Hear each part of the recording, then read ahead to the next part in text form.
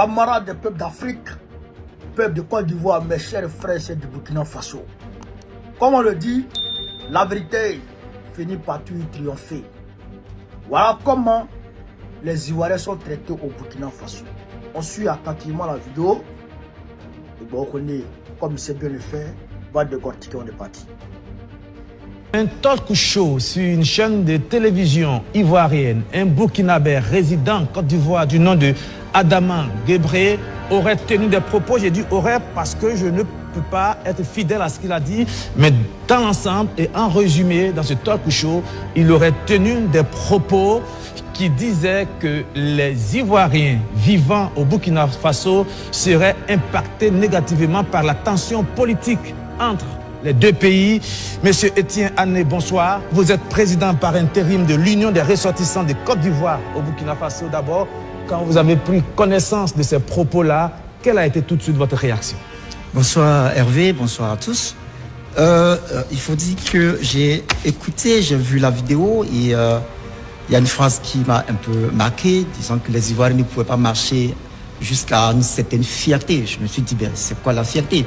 Il faut dire que commenter les opinions, c'est chose difficile parce que c'est les faits qu'on peut commenter. N'empêche que je ne pense pas qu'ici, les Ivoiriens soient venus pour porter leur drapeau national et puis marcher dans leur rue, dire, crier partout qu'on est Ivoirien. D'accord? Les Ivoiriens sont venus ici pour faire des affaires. Ils sont venus ici pour travailler. Ils font leurs affaires, les affaires tournent. La preuve, je suis là, j'ai quitté la zone du bois jusqu'ici, j'ai parcouru toute la ville. Les maillots ivoiriens, on les voit sur beaucoup de personnes ici au Burkina Faso. Si on devait déjà chercher à créer des soucis à tous ceux qui portent des maillots des éléphants de Côte d'Ivoire, je suis convaincu que les premières personnes à être touchées allaient être des Burkinabés. Parce que là, il y a une majorité de Burkinabés qui soutiennent les éléphants, qui portent le maillot, qui traversent l'université. L'université, parce que c'est là où se concentre la jeunesse, c'est une zone névralgique. Donc quand on dit qu'il y a tension entre les pays, c'est là que débutent en général les problèmes. Mais si des étudiants burkinabés portent le maillot ivoirien, font coup, c'est que tout va bien. Donc en résumé, les Ivoiriens, ils sont ici, ils travaillent, ils sont en bonne intelligence avec le peuple burkinabé. Et ce sont des liens séculaires, des liens qui datent depuis avant l'indépendance. Je ne pense pas que ce soit aujourd'hui que cela va s'effriter. Il y a certes des soucis, mais je pense que nos chefs d'État sont suffisamment matures pour régler les problèmes entre eux. En tout cas, en ce qui concerne la communauté ivoirienne au Burkina Faso, tout se passe bien. On ne m'a pas encore rapporté des cas de violence, des cas de maltraitance. Les restaurants, ça bouge. Et on sait que les restaurants, pour la majorité, sont détenus par des Ivoiriens et des Ivoiriens. Les poissons piqués, les poulets piqués, la tiquée, à gauche, tout marche très bien. Les matis, les diguets sont au rendez-vous. La plupart des diguets, ce sont des diguets ivoiriens qui font danser les Burkinabés, qui font danser les Ivoiriens, qui font danser les Togolais. Donc, en somme, tout se passe très bien. On a de nombreux étudiants ivoiriens ici parce qu'il y a des universités de référence ici au Burkina. Donc, il y a de nombreux étudiants ivoiriens qui viennent étudier ici. Quand on fait l'effort même d'emprunter la route pour aller à la frontière ivoirienne, on voit les cas, on sent qu'il y a une vraie dynamique entre les Ivoiriens et le peuple burkinabé. Pour moi, la fusion, la symbiose, elle est totale. Donc, cette fierté dont on parle, je ne sais pas, on connaît les données autorités que les Ivoiriens, là où ils se trouvent, ils ne se mêlent pas du débat politique de leur pays d'accueil. Ça, c'est connu de tous. Et dès lors qu'on ne se mêle pas de ces débats, je ne sais pas en quoi est-ce qu'on va être pris à partie par le peuple burkinabé qui nous a accueillis. Et pour démontrer même que les choses se passent très bien, on a eu à faire une activité de don aux personnes déplacées internes au Burkina. L'activité a eu lieu dans le quartier de Penzani, c'est à Ouagadougou. Les Ivoiriens sont mobilisés, ils ont dit, écoutez, notre pays, la Côte d'Ivoire, c'est le pays de l'espérance. Le pays voisin, le Burkina, vit une situation difficile. Nous allons leur donner de l'espérance, de l'espoir. On s'est mobilisé, on a réuni des fonds et donc on a offert des vivres et des non-vivres aux populations dans le quartier de Panzani. Récemment encore, la communauté ivoirienne, à travers le collectif des communautés étrangères vivant au Burkina Faso, a accompagné la ministre des Affaires étrangères dans une activité à Banfora qui regroupait toutes les communautés étrangères au Burkina. Donc voilà un peu résumé ce qui se passe au Burkina. Tout va parfaitement bien. Donc ce soir, vous rassurez et les Ivoiriens vivant au Burkina Faso, mais aussi et les Ivoiriens depuis la Côte d'Ivoire qui nous regardent, que aucun Ivoirien n'a été victime d'aucune sorte de menace ou aucune sorte de marginalisation au Burkina Faso. Vous n'avez pas été saisi pour ce type de cas. Est-ce que vous rassurez tout le monde ce soir? Bien sûr que je rassure tout le monde. Les quelques rares fois que la gendarmerie nous a saisis, c'était au contraire pour aider des Ivoiriens à rentrer chez eux. La dernière fois, en décembre, quand la gendarmerie m'a appelé, c'était pour me dire, écoutez, il y a 4 de vos compatriotes qui étaient dans un groupe au Ghana. Quand le gouvernement ghanéen a commencé à traquer le groupe s'est déporté au Burkina Faso. Et nous sommes allés faire une intervention. On les a retrouvés. Ils sont 4. Il y a des gens qui ont pris leur passeport, qui leur ont fait croire qu'ils allaient les aider à intégrer des équipes de football professionnel, ce qui n'a pas été le cas. Et là, ils sont démunis. On ne sait pas comment faire pour les faire partir en Côte d'Ivoire. Donc moi, je suis entré en contact avec l'ambassade. L'ambassade de Côte d'Ivoire a pris toutes les dispositions pour que ses compatriotes aient des habits, soient nourris et aient le transport pour aller jusqu'en Côte d'Ivoire. Donc c'est pour dire que s'il y avait une certaine tension, ces 4 personnes, la gendarmerie aurait pu dire, mais écoutez, vous faites quoi chez nous ici? Et on aurait pu créer des histoires n'en point fini. Mais ce sont eux, au contraire, qui nous approchent toutes les fois qu'ils trouvent des situations un peu étranges pour que on intervienne et que tout se résolve très bien. En tout cas, jusqu'à ce moment où je parle, je ne peux pas dire qu'il y a eu un cas de violence sur un Ivoirien et sur une Ivoirienne. Même si cela arriverait au pur hasard, ce qui pourrait arriver ça pourrait être des événements, j'allais dire, isolés. Et je pense que ce qui pourrait diviser les Ivoiriens est trop moindre par rapport à ce qui nous unit.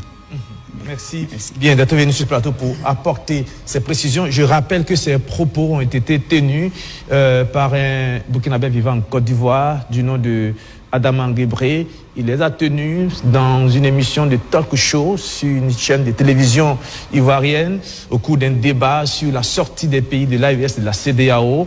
Il avait été interrogé sur la tension politique entre les pays de l'AES et leurs voisins et sur le cas notamment du Burkina Faso et de la Côte d'Ivoire. Il a tenu des propos disant que cette tension politique entre les deux pays avait des impacts négatifs sur les Ivoiriens vivant au Burkina Faso.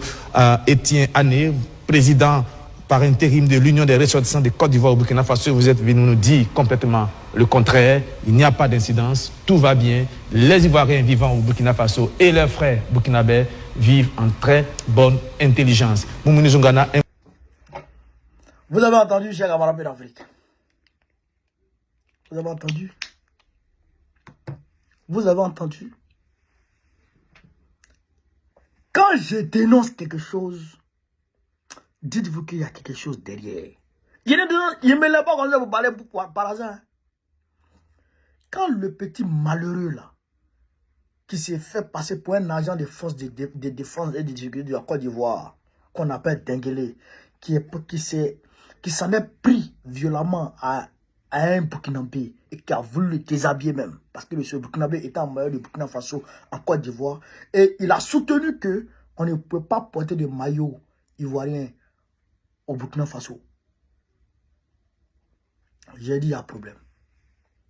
J'ai dit il y a problème. J'ai dit les gens veulent s'en prendre au Burkinabé. Parce qu'ils savent que les élections qui approchent là, ça ne les arrache pas. Mais il y a des Burkinabés qui ont acheté ivoirienne. Ils ont les cartes d'identité, ils ont les cartes d'électeurs. Eux-mêmes sont plus sur la liste que nous-mêmes. Ils attendent le jour pour donner un coup fatal à Draman. Donc, il faut les emmerder au point de les chasser, de leur arracher leur nationalité. C'est des alibis qu'ils sont en train de chercher. Et là, ils appellent un Burkinabé d'origine qui vit en Côte d'Ivoire pour lui poser sur une question. Et lui, il dit qu'effectivement, il y a des tensions entre les Burkinabés et les Ivoiriens vivant au Burkina Faso. Ah, tiens. Donc, il était judicieux pour le journaliste là, devait venir M. Etienne, qui est le président de l'Union des Ivoiriens au Burkina Faso, pour qu'ils viennent apporter un démenti. Parce que les Burkinabés vivent en parfaite harmonie avec leurs frères ivoiriens. Même les Français. Même Français, même qui est Français au Burkina Faso. Vous pensez que les Burkinabés ne sont pas civilisés? Vous pensez qu'ils ne savent pas faire la part des choses? Il n'y a pas l'AES. Toute l'AES. Vous avez déjà vu quel citoyen de l'AES s'en prendre à un ressortissant français dans l'AES? Dites-moi si ça existe. À plus forte raison, les Ivoiriens. A fortiori, les Ivoiriens. C'est faux. Ce qu'ils ont fait à Gbagbo, la manipulation qu'ils ont fait sous Gbagbo, pour dire que les Ivoiriens s'en prennent aux communautés burkinabées en Côte d'Ivoire, là. C'est ça qu'ils veulent faire, là, à IB. Est-ce que vous comprenez un peu, là? Ce qu'ils ont fait à Gbagbo pour dire, les Burkinabés ne vivent pas bien en Côte d'Ivoire, on les maltraite, on les attaque. Les communautés étrangères ne vivent pas bien, on les attaque, on les agresse, là. C'est la même chose qu'ils veulent faire à IB pour dire que les Ivoiriens ne vivent pas bien au Burkina Faso. C'est la même chose. Pour dire que c'est le même démon qui nous poursuit tous les deux. Le démon qui a poursuivi Gbagbo, là, c'est ce même démon qui poursuit les IB aujourd'hui, là. Donc, les mêmes, comment on appelle ça? Les mêmes agissements qu'il faisait hier, le même comportement qu'il a adopté hier, c'est ce même comportement qu'il adopte aujourd'hui au Burkina Faso. Mais nous n'allons pas l'accepter. Nous n'allons pas l'accepter. Laissez les Burkinabés en paix dans notre pays. Laissez-les en paix car ils sont en paix dans l'AES. Et même il a été dit par l'AES. Même si vous imposez des cartes de séjour à nos frères, à nos ressortissants de l'AES dans vos pays, nous n'allons pas imposer de carte de séjour à vos frères ici. Tout Africain est le bienvenu dans l'AES. C'est ça qui a été dit, les camarades d'Afrique. Voilà ce que je voulais vous dire sur cette vidéo. Vive l'Afrique libre. Vive le panafricanisme. Attendez, chers camarades. Le dimanche prochain, dimanche 9, Baokone sera à Rouen. Baokone sera à Rouen à partir de 13h00. Je vous donne l'adresse. Hall du Pont Roulant, 76 250 Desvilles-les-Rouen. Hall du Pont Roulant, 76 250 Desvilles-les-Rouen. Ça, c'est là-bas ici. Le dimanche là. Venez nombreusement. Venez à partir de 13h00. Je vous y attends, Inch'Allah. Vive l'Afrique libre. Vive le panafricanisme. Vive tous les peuples africains. En octobre prochain, Inch'Allah. On est ensemble.